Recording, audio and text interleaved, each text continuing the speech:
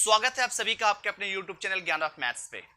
आज का वीडियो होने वाला है बहुत ही शानदार, क्योंकि आज हम लोग देखने वाले हैं दो चर वाले रैखिक समीकरण के हलों की संख्या के बारे में। क्या देखने वाले हैं आज इस वीडियो में? हम लोग देखने वाले हैं दो चर वाले रैखिक समीकरण के हलों की संख्या के बारे में देखना है।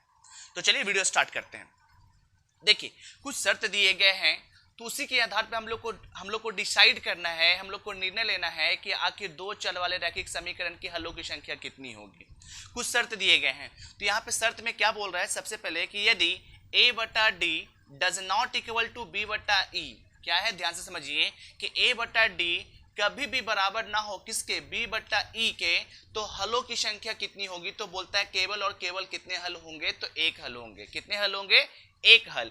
क्या बोला कि अगर a बटा डी कभी भी b बटा ई के बराबर अगर ना हो तो केवल और केवल कितने हल होंगे? तो एक हल होंगे। और इस तरह के युग्म को हम लोग कैसा युग्म कहते हैं? तो इस तरह के युग्म को हम लोग क्या बोलते हैं? अविरोधी बोलते हैं। क्या बोलते हैं? अविरोधी, या उसको हम लोग संगत भी बोलते हैं। क्या बोलते हैं? संगत। अविरोधी भी बोलते हैं और क्या बोलते हैं हम लोग बाबू? तो संगत भी बोलते हैं।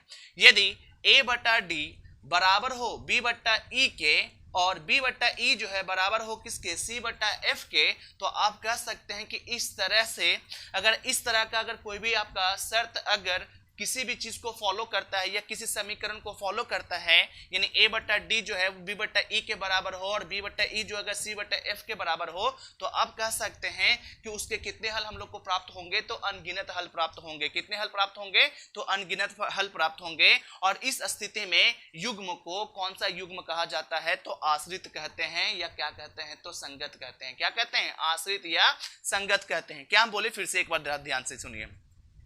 यदि a बटा डी b बटा ई के बराबर हो और b बटा ई अगर c बटा f के बराबर हो, तो हलों की संख्या कितनी होगी? तो हलों की संख्या यहाँ पर हमारा कितना होगा? तो अनगिनत होगा। क्या होगा? अनगिनत होगा। और इस तरह के समीकरण के हम लोग क्या बोलते हैं? तो आश्रित समीकरण बोलते हैं। क्या बोलते हैं? या आश्रित युग्म बोलते हैं। क्या बोलते हैं? तो आश्रित युग्म बोलते हैं। यहाँ पे देखिए तीसरा क्या बोला? तो तीसरा बोलता है कि a बटा डी अगर b बटा ई के बराबर हो, a बटा डी b बटा ई के बराबर हो और b बटा ई कभी भी c बटा f के बराबर ना हो, तो इस तरह के समीकरण का कोई भी हल प्राप्त नहीं होगा। इस तरह के समीकरण का कोई भी हल प्राप्त नहीं होगा।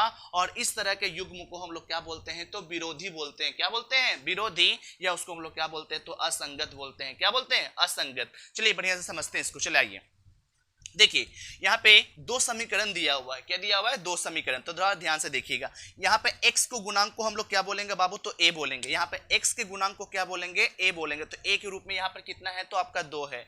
y के गुणांक को हम लोग क्या बोलेंगे? तो b बोलेंगे। और b के रूप में यहाँ पे क्या है? आपका -3 है। क्या है? -3। और c के रूप में आपका कितना है? तो c के रूप में आपका कितना है बाबू? तो 1 है। कितना है? 1। आगे देखिए, यहाँ पे x के गुणांक में हमारा कितना है? तो 3 है। इसको हम लोग क्या बोलेंगे? d। क्या बोलेंगे? d की जगह पे आपका कितना हो गया? 3। अब देखिए यहाँ से यहाँ पर y का गुणांक कुछ नहीं है, तो हम कह सकते हैं कि y का गुणांक कुछ नहीं है, तो मतलब 1 है। कितना है? 1। तो हम कह सकते हैं कि यहाँ पे e का वैल्यू हमारा कितना दिया हुआ? तो 1 दिया हुआ। क्या दिया हुआ? 1। चलिए आगे देखिए, यहाँ पे f के रूप में क्या है? तो f के रूप में आपका कितना है बाबू? है तो 2 है। क्या है? 2। पहला शर्त क्या बोला कि a बटा डी अगर b बटा ई के बराबर ना हो, तो इस तरह के समीकरण के कितने हल प्राप्त होंगे? तो केवल और केवल कितने हल प्राप्त होंगे? तो एक हल प्राप्त होंगे। और इस तरह के युग्म को हम लोग क्या बोलेंगे? तो अविरोधी बोलेंगे। और क्या बोलेंगे? संगत। चलिए देखते हैं, समझिए ध्यान से। क्या बोला कि a बटा डी बराबर ना हो किसके? तो b बटा ई के बराबर। तो देखिए a के रूप में यहाँ पे कितना है बाबू? 2। d के रूप में कितना है? 3। b के रूप में कितना है? -3। और e के रूप में कितना है? 1। क्या ये दोनों आपके आपस में बराबर हैं? क्या ये दोनों आपस में बराबर हैं? तो नहीं। अगर बराबर नहीं है तो इस तरह के समीकरण के कितने हल प्राप्त होंगे? तो केवल और केवल कितने हल प्राप्त होंगे? तो एक हल प्राप्त होंगे। कितने? तो एक हल प्राप्त होंगे। और इस तरह के समीकरण को हम लोग क्या बोलेंगे बाबू? तो अविरोधी बोलेंगे, या क्या बोलेंगे हम लोग? तो संगत बोलेंगे। क्या बोलेंगे? अविरोधी बोलेंगे, या हम लोग क्या बोलेंगे? तो संगत बोलेंगे। चलिए यहाँ पे देखते हैं। यहाँ पे बिल्कुल a के रूप में हमारा क्या है? तो a के रूप में यहाँ पे x का गुणांक कुछ नहीं है, तो हम क्या बोल सकते हैं कि 1 है। तो a के रूप में हमारा कितना हो गया? 1। देखिए आगे b के रूप में यहाँ पे क्या है बाबू? तो b के रूप में आपका 2 है। और c के रूप में कितना है बाबू? तो 3 है। यहां तक कोई दिक्कत नहीं। d के रूप में आपका, तो d के रूप में आपका 3 हो गया। फिर e के रूप में आपका कितना है बाबू? तो 6। और f के रूप में क्या है? तो f के रूप में आपका क्या है? तो 9 है। यहां तक कोई दिक्कत नहीं। अब देखिए दूसरा समीकरण हमारा क्या बोला, दूसरा शर्त क्या बोल रहा है कि a बटा डी अगर b बटा e के बराबर हो और b बटा e c बटा f के बराबर हो गए तो इस तरह के समीकरण के कितने हल प्राप्त होंगे, तो अनगिनत हल प्राप्त होंगे। चलिए चेक करते हैं कि नहीं ऐसा कुछ। देखिए a बटा डी बोला तो a के रूप में कितना है 1 और d के रूप में कितना है 3 बराबर b बटा, तो b बटा e बोला तो b के रूप में कितना है हमारा 2 और e के रूप में कितना है 6। फिर बोला c बटा f, तो c के रूप में हमारा कितना है 3 और f के रूप में हमारा कितना है 9। क्या ये तीनों आपस में बराबर दिख रहे हैं, तो हाँ बिल्कुल बराबर है। कैसे, तो देखिए एक बार ध्यान से, 2 से 6 कटेगा कितने बार में, ऊपर 1 नीचे कितना 3, 3 से 9 कटेगा ऊपर 1 और नीचे कितना 3, तो यहाँ पे 1 बटा 3, यहाँ पे भी 1 बटा 3 और यहाँ पे भी क्या 1 बटा 3। क्या तीनों आपस में बराबर हैं, तो हाँ बिल्कुल बराबर हैं। तो इस तरह के समीकरण के कितने हल प्राप्त होंगे, तो अनगिनत हल प्राप्त होंगे। कितने अनगिनत हल प्राप्त होंगे। और इस तरह के युग्म को हम लोग कौन सा युग्म कहते हैं, तो आश्रित बोलते हैं। क्या बोलते हैं बाबू, आश्रित। क्या बोलते हैं, आश्रित। चलिए आगे समझिए। फिर यहाँ पे भी देखिए ए के रूप में आपका क्या है बाबू 2, बी के रूप में कितना है -3, सी के रूप में कितना है तो 2, डी के रूप में कितना है तो 6, ई के रूप में कितना है तो -9 और एफ के रूप में कितना है बाबू तो 5।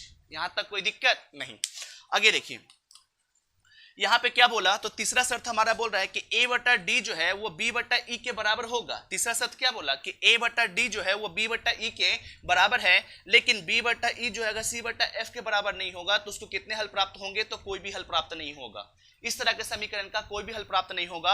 और इस तरह के समीकरण को हम लोग क्या बोलते हैं बाबू, तो विरोधी बोलते हैं, या क्या बोलते हैं हम लोग, तो असंगत बोलते हैं। विरोधी या क्या बोलते हैं, तो असंगत। चलिए देखिए यहां पे क्या बोला कि a बटा डी, तो a के रूप में कितना 2, डी के रूप में कितना 6, बी के रूप में कितना -3 और ई के रूप में कितना -9 और सी के रूप में कितना 2 और एफ के रूप में कितना 5। अब देखिए ध्यान से, यहां से अगर चेक करते हैं हम लोग तो 2 बटा 6 है, तो मतलब काट के आ जाएगा कितना 1 बटा 3। यहां माइनस से माइनस क्या हो गया कैंसिल, 3 बटा 9 है तो हम कह सकते हैं यहां पे भी कितना हो गया 1 बटा 3 इज इक्वल टू 2 बटा 5। आप यहां पे एक चीज गौर कीजिएगा कि 1 बटा 3 बराबर है 1 बटा 3 का मतलब हम कह सकते हैं कि a बटा डी जो है वो b बटा e के बराबर है। क्या b बटा e c बटा f के बराबर है, तो नहीं। तो हम कह सकते हैं कि यहां पर जो है कि a बटा डी वो बराबर है किसके, b बटा e के, लेकिन b बटा e जो है वो c बटा f के बराबर नहीं है। और ये जो है कैमा शर्त है बाबू, तीसरा शर्त। और इस तरह का जो समीकरण होता है उसका कितना हल प्राप्त होगा, तो कोई भी हल प्राप्त नहीं होगा। और इस तरह के समीकरण को हम लोग कैसा समीकरण बोलते हैं बाबू, या कैसा समीकरण युग्म बोलते हैं, तो विरोधी बोलते हैं, या क्या बोलते हैं हम लोग, तो असंगत बोलते हैं। यहां तक कोई दिक्कत नहीं। अब चलिए देखिए आगे हम लोग को ग्राफ पढ़ना है कि आखिर विरोधी का कैसा ग्राफ बनता है, अविरोधी का कैसा ग्राफ बनता है, आश्रित का ग्राफ कैसा बनता है, उसके बारे में हम लोग थोड़ा जानते हैं।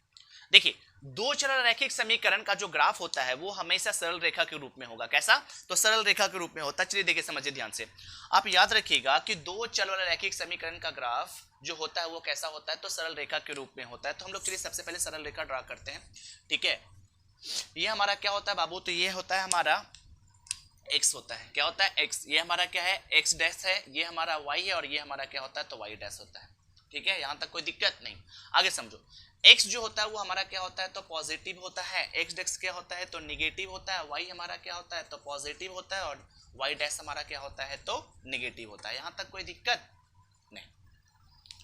सबसे पहले आप ध्यान दीजिएगा कि दो चर वाले रैखिक समीकरण का जो ग्राफ होता है वो कैसा होता है, तो दो चर वाले रैखिक समीकरण का जो ग्राफ होता है वो सरल रेखा के रूप में होता है। कैसा, तो सरल रेखा के रूप में होता है। यहां तक कोई दिक्कत नहीं।